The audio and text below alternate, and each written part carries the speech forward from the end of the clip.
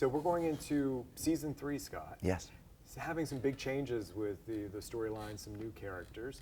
Why is that a good thing for a show going into a 3rd season?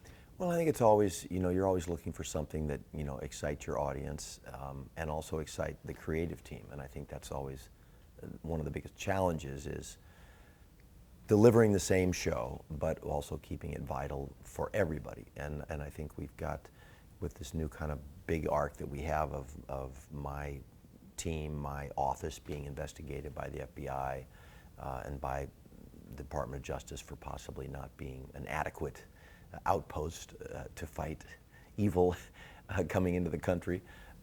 There's a lot of good storylines connected with that. It gives us an opportunity to introduce Vanessa Ferlito as an FBI team member who's coming down and also investigating us and gets involved with our office. So it kind of serves a lot of masters there, and we get a lot of good stories out of that. It seems to me that since season 1 to going into season 3, a lot of your plot lines could be more stripped out of the headlines. Mm-hmm. Is that a positive to you, or is that something that you want to tread lightly to make sure with everything that is going on around the world, like the last episode we were talking about blowing up a bridge? Right. Well, when you're doing a show basically about it's naval law enforcement, but ultimately everything kind of crosses over into each other. It's hard to ignore what's going on around you, and I think if you can still put out an entertaining hour of television and do what our mission is, which is to get people to watch us and to give advertisers a platform. That's what free television is about. Then within that, if you can also address and pay attention to what's going on in the world, it affects the writers, it affects what we do.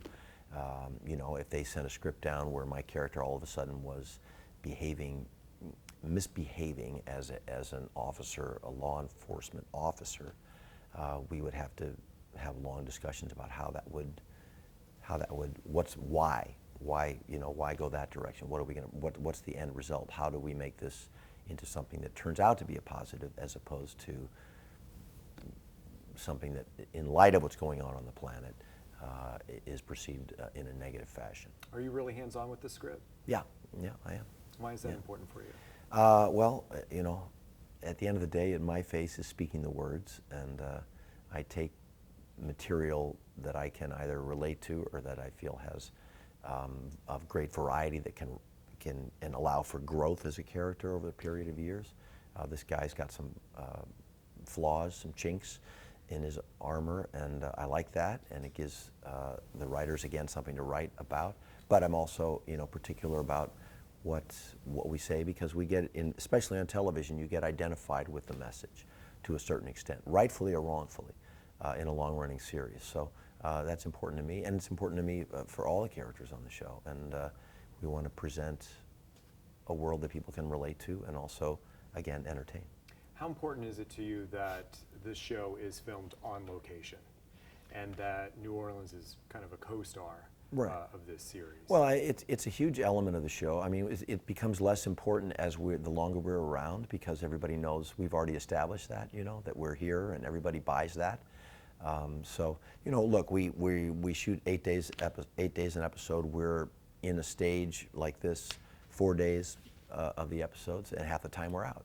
And when we're out, it's important that we maximize where we are, and that's always the goal, is to what can we show here when we're out that is not something you would see somewhere else, and makes it specific to New Orleans. Does that make it harder or easier as an actor to be out there in the elements? Oh, it's much harder. It's always hard, especially the elements here. It's brutal. And then we fight when we go to places like the Quarter and things like that. It's just, logistically, it's difficult. There's ever an attempt to control the Quarter, so you just have to live with that, and that costs time. And that's ultimately the biggest challenge when you're on location, is how can you shoot effectively and how can it not cost you a lot of money? So why not just do it in LA? You don't have to commute. Might be cheaper for the studios. Why not do it there? It wouldn't be cheaper for the studios. Okay. That's why they came here. They came here for the tax credit, and then it worked out that the character that they've met, my character, who exists, who lives down here, is from a very colorful city. And that worked at the time for a franchise that had 2 existing shows already. This seemed like a nice, colorful kind of branching out. And then the state of Louisiana at the time offered tremendous tax benefits, and there's no question that it's much more financially helpful for the studio to be down here. So and I know this is a big challenge here in Louisiana, and lots of states in the country are dealing with it, but and as we are in California, because we've lost a huge amount of business to other states in the country, and they're trying to catch up. We're trying to catch up in California, make it more attractive to stay at home. But these places, there are other states around that offer similar incentives. There's a huge challenge to the incentives going on in Louisiana right now because there's a lot of financial challenges in this state, and that's something that each state has to wrestle with and measure the good and the bad. Obviously, after post-Katrina, the film industry came down here and pumped a lot of money into the state, and that was a good thing. It shone a bright light back on this town and helped, I think, in a lot of ways. But the reality is the people that lifted up New Orleans after Katrina are the native New Orleanians, and they're the backbone of this society and this world down here, and they're the ones that are really responsible. Last question. Yeah. So how helpful has it been to have the real Special Agent Pride working with you and being a part of your team? It's priceless. Having Dwayne here is priceless. As he's a tech advisor, so you get all the tech questions and he answers them easily.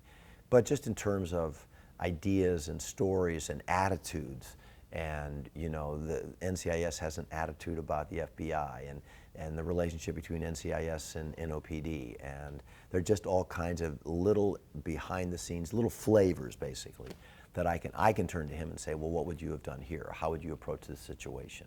And he'll give me 4 different, choices, and then I'll pick one that, works for me. Or sometimes I'll say, or he's learned to say, well, but it's a TV show, so I guess we can't always do what's correct, but we try to. And then I'll say, well, you got to answer the letters on this one, and he laughs. But his phone, he says, my phone will be lighting up after this one.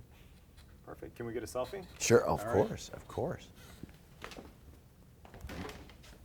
With the good colored lights behind us. Yeah. They don't have much air in here for you guys, I'm sorry. This is good for us. Yeah. Perfect. Thank you so much. It's my pleasure. Appreciate Thank your you. time. You got it. Thank you.